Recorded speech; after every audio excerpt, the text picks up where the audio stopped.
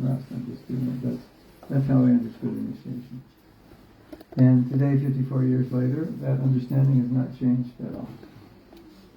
Although everyone that gets initiated may not have that same understanding, but that is the understanding.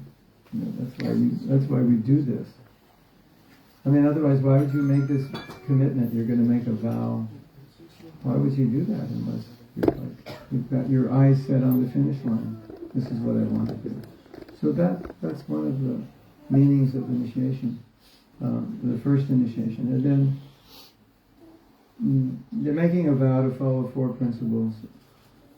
And they're making a vow to chant 16 rounds of the Hare Krishna mantra on these beads that she will get. So I chant it on the beads, and then she'll get a name. The initiate gets a name, spiritual name, because it's part of the process. It's considered, when you accept a spiritual master, it's considered like you're taking a second birth. You had your first birth from your parents, and so the process is, because it's a second birth, you get another name. So you have your name for your body, and you have your name as a devotee. And the name reminds you that you're a devotee, and the name reminds everyone else that you're a devotee. So that's part of the process. And so you make vows, you get a name. That's the tradition. And then you chant 16 rounds of the Maha Mantra every day. Because in this age, the process of chanting is the process to become purified. And so, when Prabhupada gave initiation, all he asked was, you chant 16 rounds and follow 4 principles. He gave so many other instructions, but at the initiation, he didn't make us vow anything other than that. So if you chant 16 rounds properly, you can become Krishna conscious in this life. And to chant properly, you need to follow 4 principles. No meat eating, no illicit sex, no intoxication or gambling. That will form a platform upon which your chanting can be pure. So that's why Prabhupada wanted us to make those vows. Because, if you chant, it will purify, it will detach you, so you won't do those things. But at the same time, you have to stop doing those things so you can. They go to, you know what I'm saying? Like if you chant, you won't do it, but if you got to not do it, so your chanting is good enough that you won't do it. Does that make sense? Are you all confused now? No. It's interesting, isn't it? Because someone might say, our philosophy says that as you evolve spiritually, you become detached. There's so many shlokas that say that. So many, all over our Shastras. So someone could say, well, then why do you have to make a vow to follow any principles? Because if you just make a vow to chant, you would automatically follow the principles.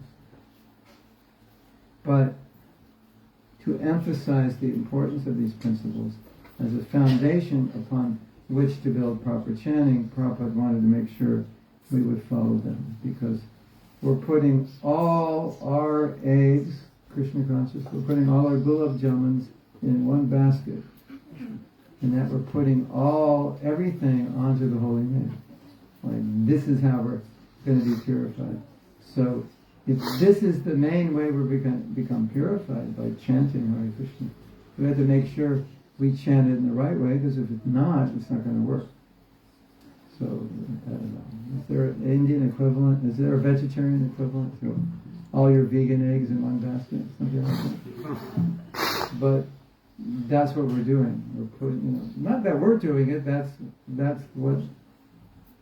the process for this age. That's the conclusion of Shastra. That this mantra alone can take you back in one lifetime to Krishna. This mantra alone, in one lifetime, you could see Krishna. You can see God in this life.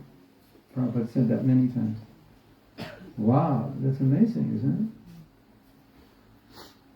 But if you don't chant it properly, it's not going to work.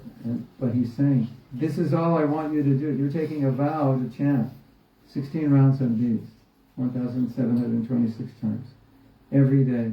If you do that, you can go back to Godhead. So Prabhupada came here from India, and his goal was to put Krishna in everybody's heart and help everyone make this their last birth in this world. That was his mission. And to facilitate that, he would initiate disciples who wanted to commit to the process. And he had to make sure they chant properly. So at initiation, to remind them to chant properly, he taught the 10 offenses. Don't make these offenses to the holy name, because you need to chant properly. Because that's what this initiation, basically, it's a launching pad. You know, we're launching you in this spaceship to go back to Krishna in one life. And so for that spaceship to make it in one life, you have to chant well. So then Prabhupada would talk about the 10 offenses, the 4 principles. This is all the foundation upon which you build your chanting, and then everything is revealed.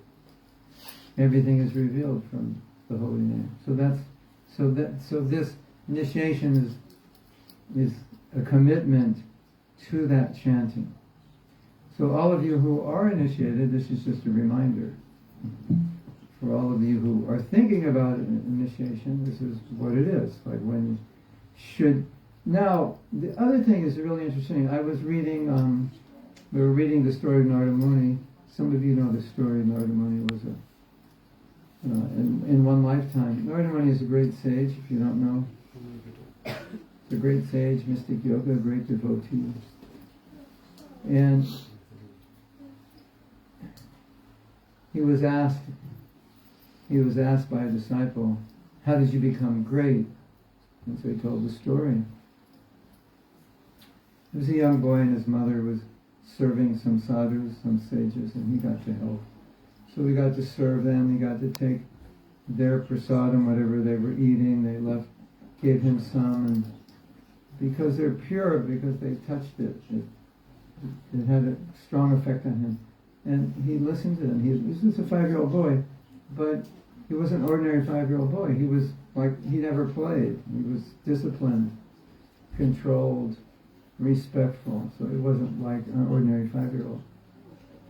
And in the story, Prabhupada says, well, the story goes that he listened to them and his mother died shortly after, and then he was on his own. And so he's describing after the sages left, they were there for 4 months. In India there's a rainy season, so they don't travel, and when it stopped raining they travel. So they left and he left. And Prabhupada says after he received initiation. But there is nowhere in the story that they got initiated. So I'm wondering, well, what was that initiation? Did they actually do something? And what you gather from the story is that real initiation means to hear. Like you're initiated with knowledge. You're not initiated with a fire per se, although we're going to do a fire which represents the mouth of Vishnu. But the real initiation is you're initiated with knowledge. And so that's the real essence of having a spiritual master. So in the Nectar of Devotion it says you should accept a spiritual master. You should accept initiation. You should serve him. You should follow the footsteps of previous acharyas under his guidance, like that.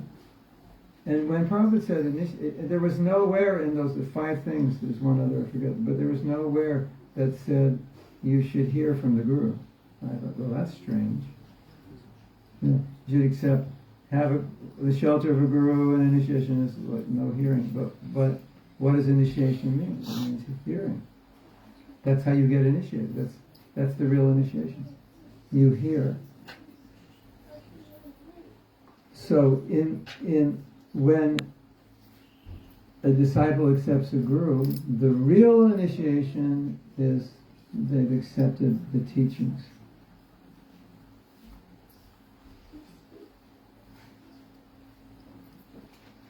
That's the real initiation. Let's pray he goes to sleep.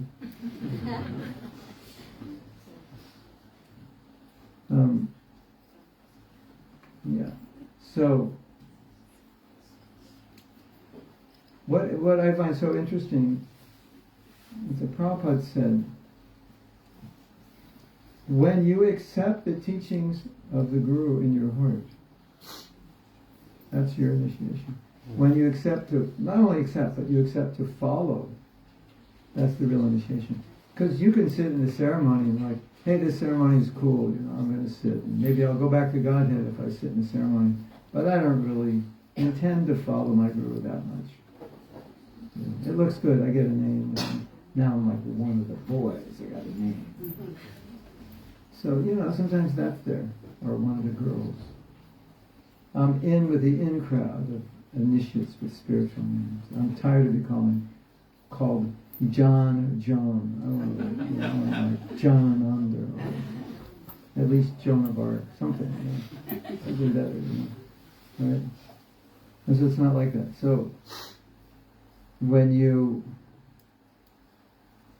hear from the spiritual master, you accept the teachings, you vow in your heart that I will follow, I will chant, all of that. And the Prabhupada said, then that's your real, that's the actual initiation here. So a lot of people say, I don't have a spiritual master, what if I die? Will I go back to God? And I said, well, do you accept Srila Prabhupada? Do you accept his teachings? Do you follow them? And they say, yes. And I said, well, you definitely have a spiritual master. You're not without a spiritual master. So the idea is everyone needs a spiritual master because everyone's in ignorance. And so if someone becomes a devotee, they're not in ignorance anymore because they have Prabhupada's books and so many Siksha Gurus. So, we all have to have some guide. At least we all have Prabhupada. If we want, he's there for us. So we all are being initiated every time you hear a class, you're being initiated, in a sense. Initiated with knowledge. Right? Yes? So, as if you know me, you know that I've dedicated a lot of time and energy into helping devotees chant the Hare Krishna Maha Mantra properly.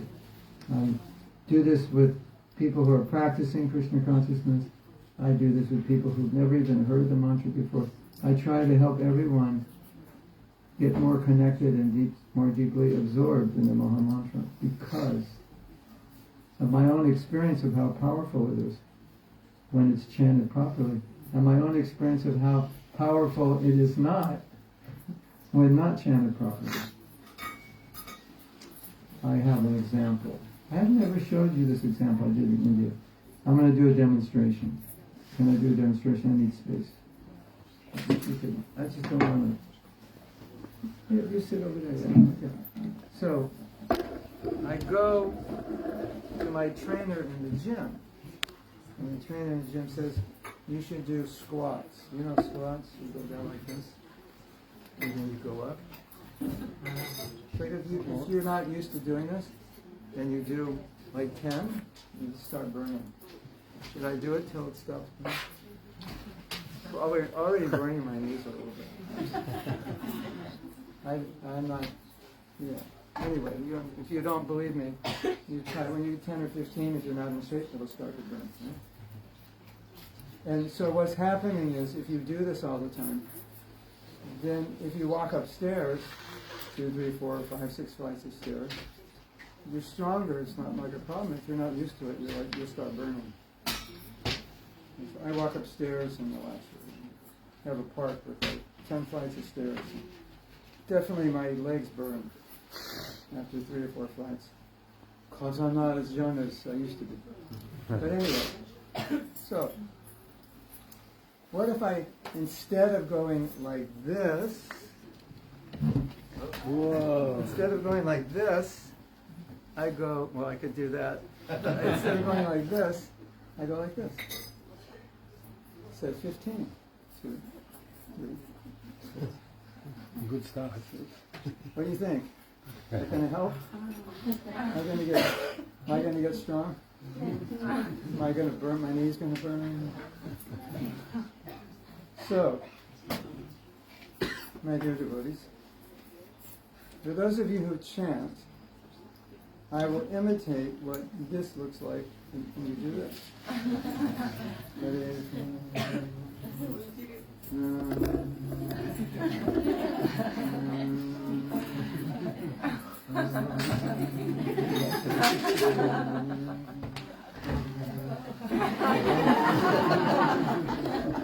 prevalent. So you can chant 16 rounds like that, bending your knees like this much. What's going to happen?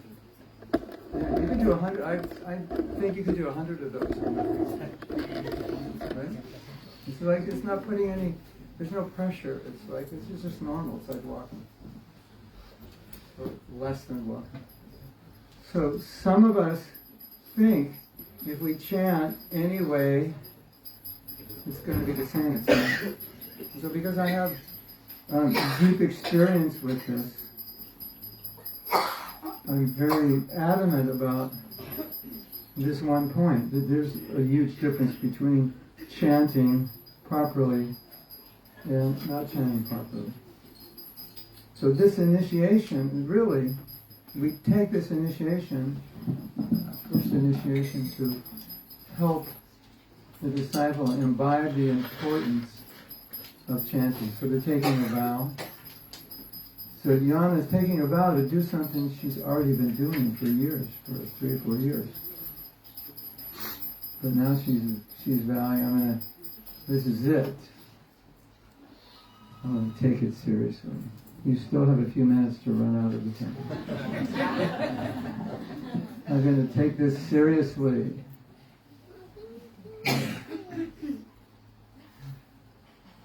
And then we have, how many devotees are here for second initiation? 1, 2. Isn't there supposed to be 2 other devotees? Triveni is here.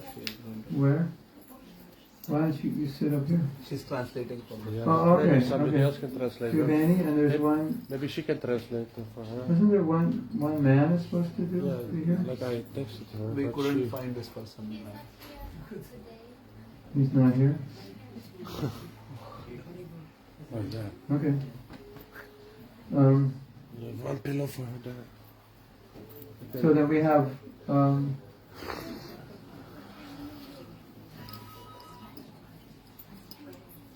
I don't really feel the need to talk so much about the offenses, because it's all I talk about all the time. So anyone who's taken initiation from me, they've already heard it multiple times. Should I put it on the screen for everyone to read? No. Nobody knows what it means anyway.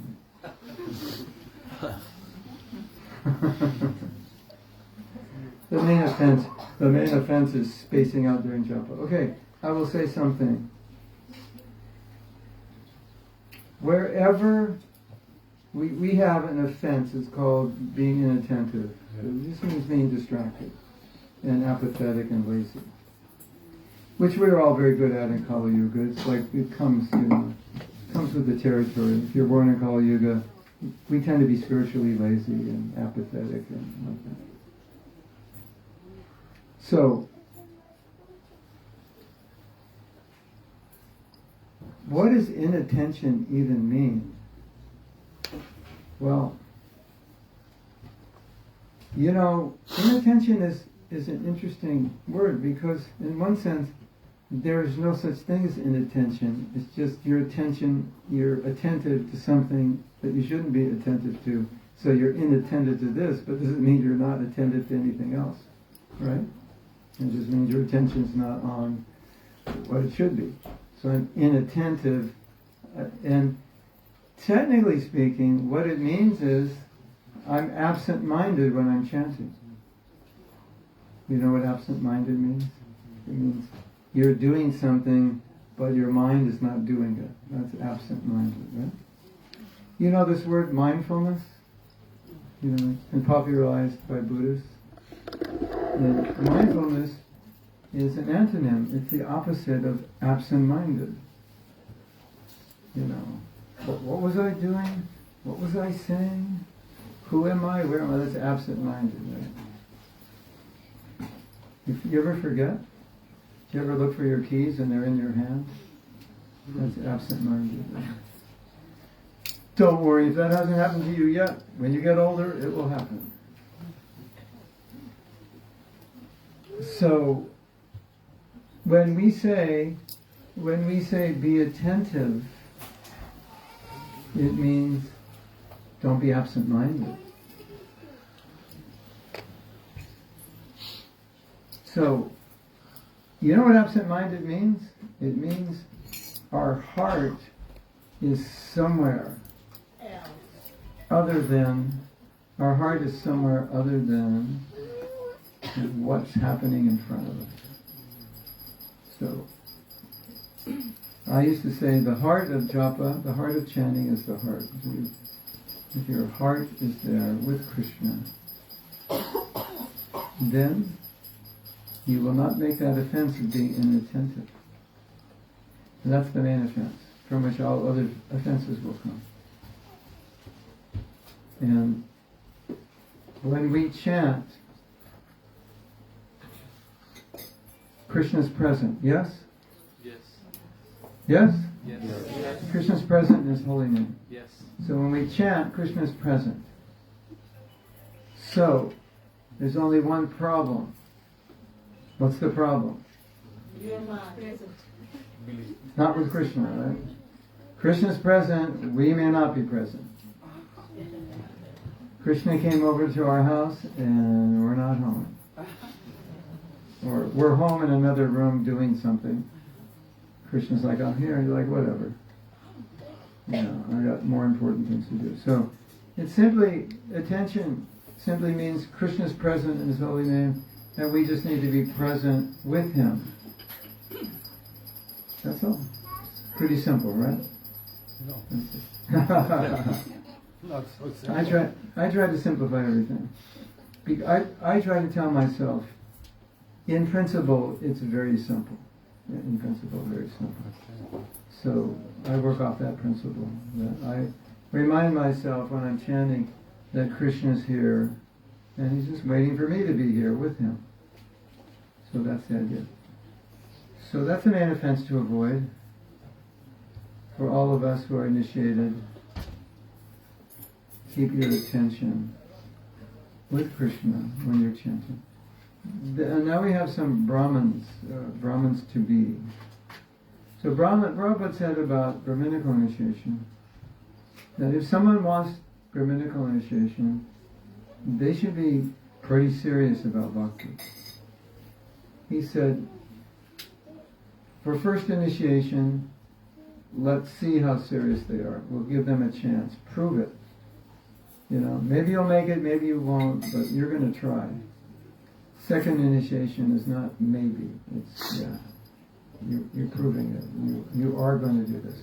So second initiation means you're living in sattva guna, the highest mode of nature.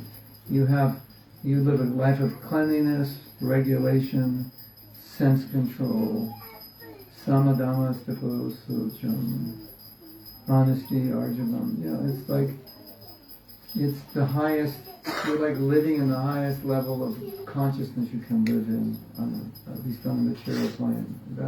That's a Brahman. And so Prabhupada said that if somebody's living in sattva guna, following these principles strictly, then they could be initiated as Brahmins. And then when you're initiated as Brahmin, you can engage in worship of the deities, especially Radha Krishna or other Vishnu, Shalagram, Govardhan, like that. So we have 1, 2, 3, 4 Brahmins, 5 Brahmins? 4. 4? 3. 3. Oh yeah, 3 Brahmins. Wow. 3 Brahmins. Sounds heavy. So this is glorious. They're all serious about Krishna consciousness. We can take inspiration from them, and anyone who is taking Krishna consciousness seriously at some point in time, it's nice to make this final commitment. I could say for myself, and I think I can speak for everyone who's initiated, that sometimes you just don't feel like chanting 16 rounds. Or you might feel like not following all the principles perfectly. But because you've taken the vow, you do it. That's the power of the vow. So, you know why people take vows? It's because they know they want to do something, and they know they may slip. But if they take a vow, it's like, okay, I've taken a vow, I don't feel like doing it, but I'll do it. So that's the power of the vow. So vows are really important when you want to commit to something for your whole life, that you think, maybe I won't commit to it, but I want to commit to it, and so because I want to commit to it, I will take a vow because that will force me to commit. And so if you take the vow seriously, then it pushes you. There's so many days that you'll have in your life where it's hard to follow the vows you've taken, but because you've taken them, you follow them. That's the idea. Right? Okay. So let the show begin. Let the show continue. Yeah. So we're going to do the fire sacrifice. No. First, we should do the Achman, and then I should give her beads, right? We'll do that. Give her her name. How do you want to do it? Well, firstly, maybe from here they can offer their obeisances to the deities, and then to Prabhu. And then she gets the name, put the beads, and then after we can do that. So why don't we put the beads now? So maybe We can do it. We can if the do it. initiates can move a bit. Yeah, so more maybe towards here. rather around the corner. What about Achman? We have Achman for them? Yes, we are for them. Okay. So we have one first initiate, so she's going to get a spiritual name. And Yeah. Well, for the Mataji. the Yana is going to get neck beads.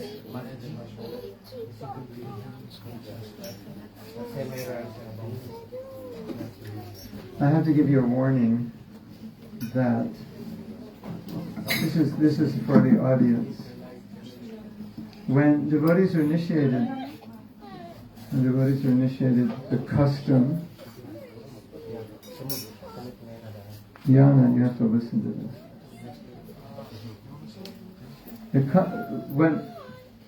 When I was initiated, in those days, we didn't go out and collect donations. Maybe the temple president gave Prabhupada a donation, but Prabhupada said the system is when you get initiated, after initiation, you go out and beg donations for your guru. And Prabhupada said, and the initiation is not complete unless you go out and beg. And I was with Indraduma Swami, and I said, did you do that when you were initiated? He said, no. And I said, neither do I. Do you think we're actually initiated? So that's the system. So these devotees, after they're initiated, they're going to be going up to you asking for some dakshina. Just be more forewarned. If they're smart, they'll take credit cards. Anyway, yeah. I guess if I were smart, I'd give them a credit card machine. So, okay. So we're going to start with Achman? Can you do it after? After what? After the name? Okay, all right. So, Neck beads. Neck beads first. she has them now? No? She has. No, we have to take those off. Oh, okay, yeah, do the neck beads. Take the head.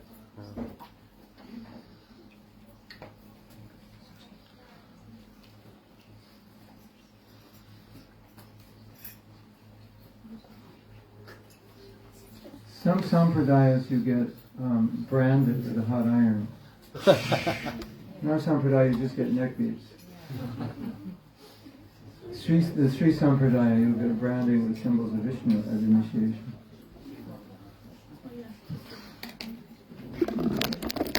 The tapasya. We don't do that.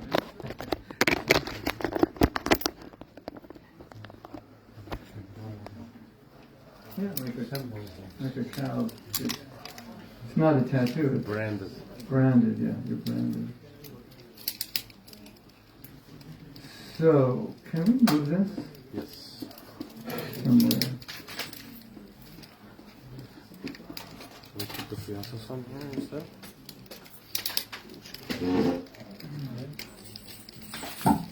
Can we move that?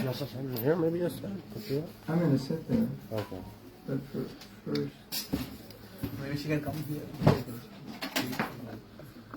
you can just move the table and move that. So she can come.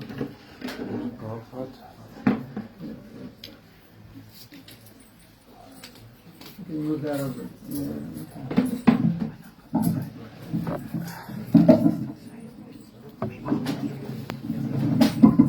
So Yana, what you're going to do is you'll pay obeisance to Prabhupada, then you come here and pay obeisance, and then you'll tell us what the principles and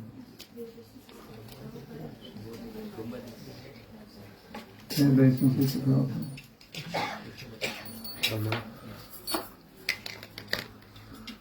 Hare Krishna, Hare Krishna, Krishna Krishna, Hare Hare, Hare Rama, Hare Rama, Rama Rama,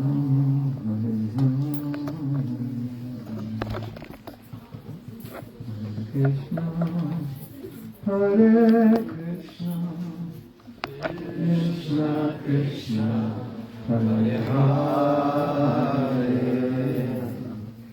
Hare Rama, Hare Rama, Rama Hare Hare. Okay, so what are the four principles?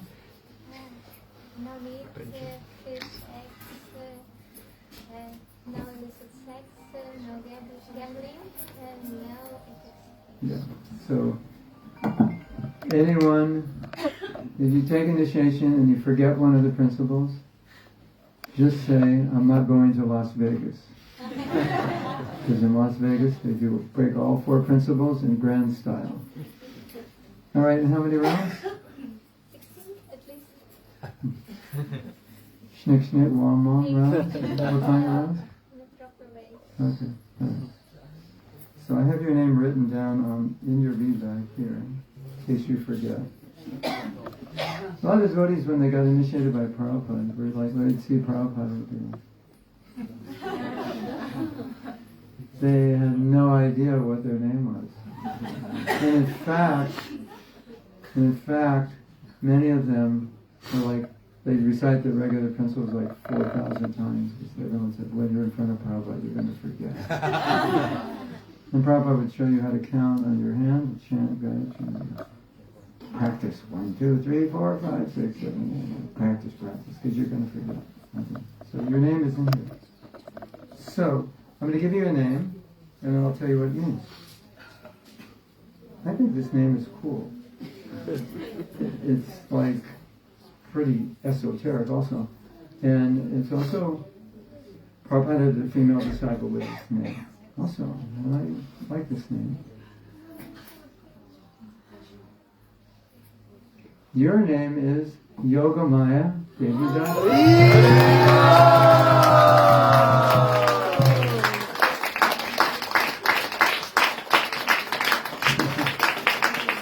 So, this is kind of esoteric Yogamaya. We could talk about Yogamaya. And Yogamaya is actually Purnamasi. She's the really expansion of Radharani, who arranges the Leelas of Krishna, or one of the main organizers of the pastimes. And so, Prabhupada said you have Mahamaya, which is the material energy, you have Yogamaya, which is the spiritual. So the Yogamaya, and, we're saying Hare Krishna, are really like Yogamaya. The Ladini Shakti is Radharani, but she expands as Yogamaya and Mahamaya. So you are the servant of the one who's bringing everyone to Krishna and organizing the Leelas for Krishna. And yeah, that's pretty cool. Right? Okay, do you want me to sit here? Like this. Karuna Nitai Gaur Chandra Ki Jai. Prabhu ki jai. Ramrit Bhakta Vrind ki jai. So I would like to take the opportunity to also thank Toshin Krishna Prabhu and Jankinath Prabhu for inviting me here today. And of course Nilambar Prabhu also. It's just a pleasure to be here today to be in this Sangha. Thank you. So Mahatma Prabhu nicely already explained the meaning of initiation. So please take it to heart. Initiation is not for today only. It's not for tomorrow or for a month. It's hopefully for a lifetime. So please take this message to heart. The Guru already takes the responsibility of bringing you to Lord Krishna, to the lotus feet of Lord Krishna. Your responsibility is, as Mahatma Prabhu said, to follow the instructions of the Guru.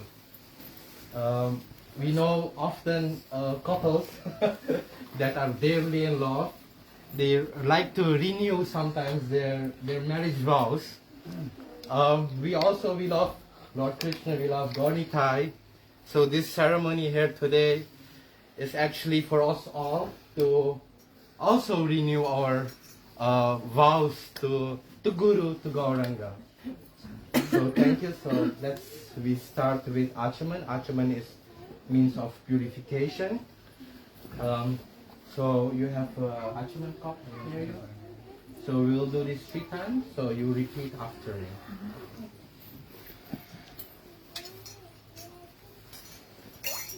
Om Apavitra Pavitrova Sarvavastham Topiva Yasmare Pundarikaksham Shabhaya Abhyantara Suchi Sri Vishnu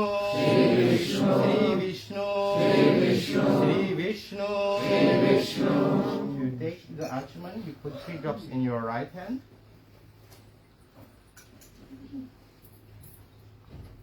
Three drops in your left hand after. Take the spoon in your left hand. 3 drops in your right hand. Look at the water.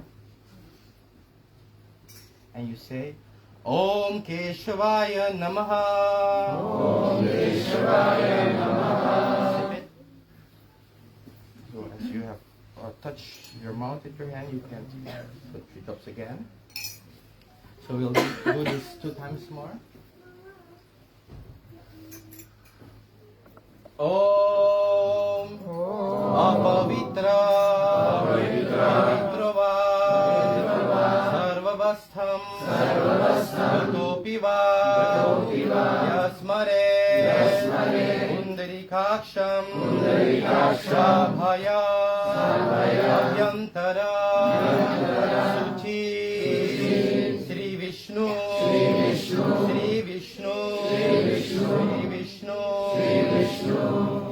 Again, you repeat the same. Look at the water. Om Keshavaya Namaha. Om Keshavaya Namaha. Again, 3 drops. Om Narayanaya Namaha. Om Narayanaya Namaha. Om Madhavaya Namaha. Om Madhavaya Namaha. Om Apavitra Pavitrova Sarvavastham Topiva Yasmare Pundarikaksham Shabhaya Abhyantara Sri Vishnu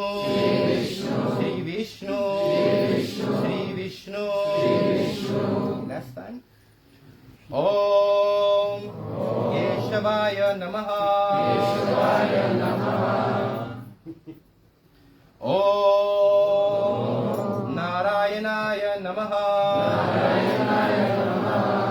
Om Madhavaya Namaha.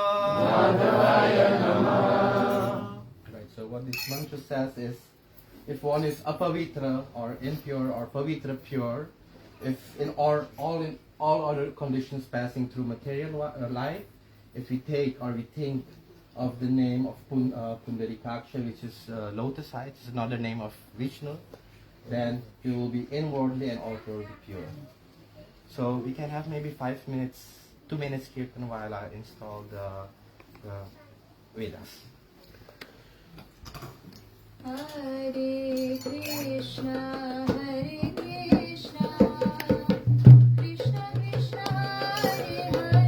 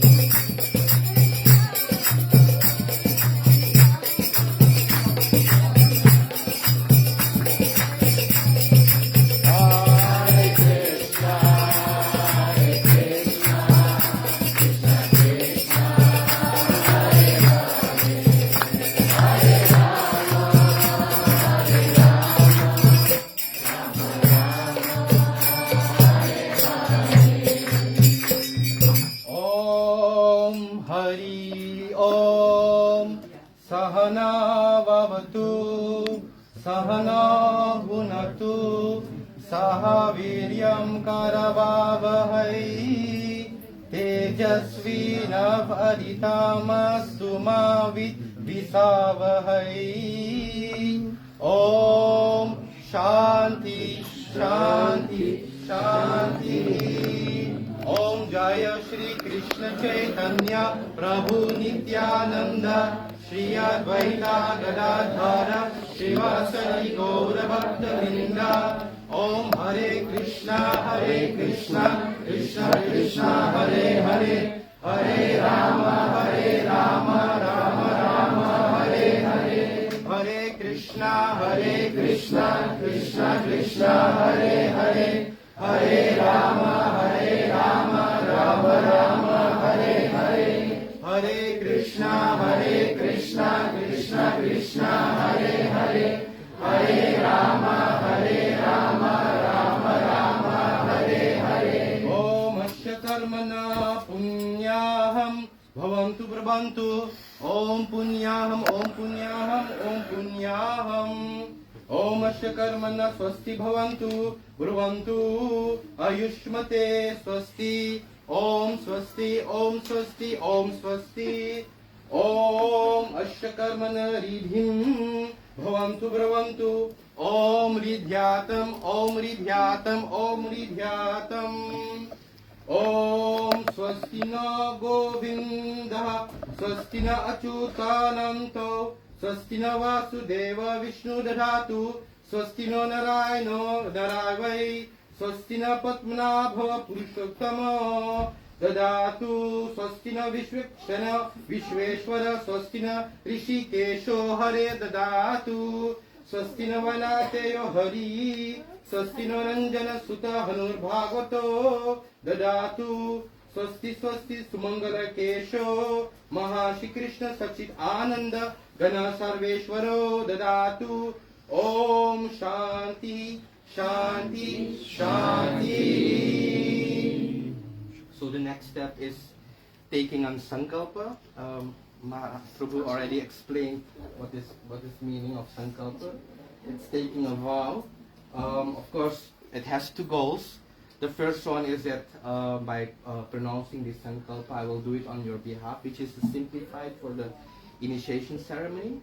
The first one is actually establishing, imprinting this yajna in the history books of the universe, which actually in an initiation, Mahatma Prabhu is taking that responsibility as part of the parampara. He's making sure that your names are there written. And the second, of course, is a sankalpa, is a commitment, a resolution that you are taking here today of following a vow.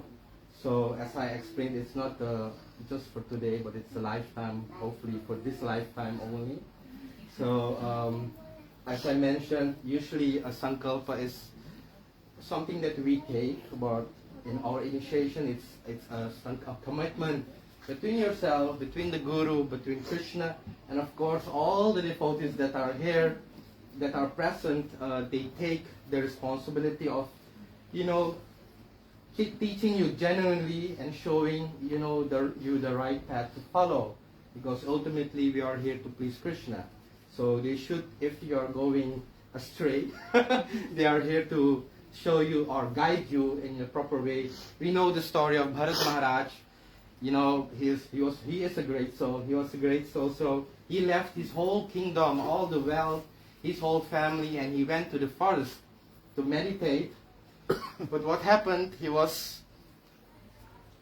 fell in love with the deer. So he had no one else that could have guided him. If we had some devotees around him, he could say, "Oh, dear Prabhu Bharat, you're getting too attached to a deer." So we are here in the community, so everyone has the role to guide you all and show you how to dedicate your life better to serve Krishna. So I will take this sankalpa on your behalf. I'll just put a little bit water in your hand, try to keep it.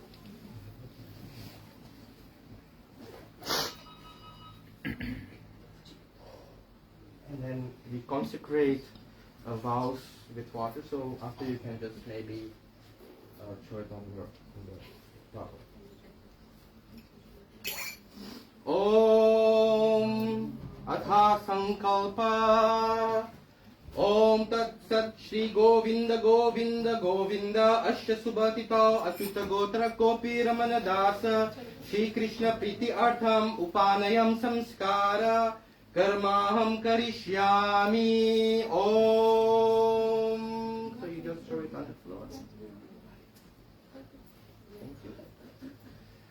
ओम तत् विष्णु परमां परम सदा पश्यन्ति सूर्या दिव्य चक्षुरा ततं तत् विप्रसो विपन्यावो जागरं सा समिन्धते विष्णुर्यात् परमा पदम्.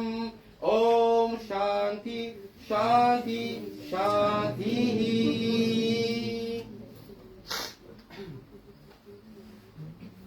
So we'll cast away the inauspicious fire first.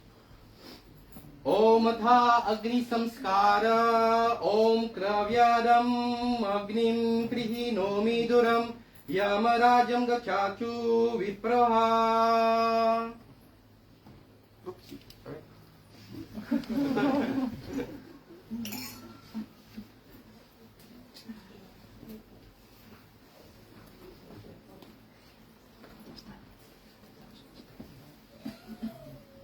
अथा अग्नि संस्थापना सनत कुमार वातु काम देवाद्या शीर्षमापति देवहेलना देवर्षि वर्ज पुरुषर्चना तरत कूर्म हरेर्मा निर्यात शेषात्. ओम प्रजापति विष्णु ऋषि बृहति चंद्र श्री विष्णु देवता अग्नि स्थापना विनियोग.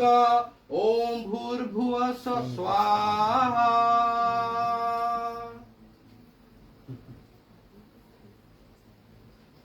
So in between we can all chant Hare Krishna. More auspicious.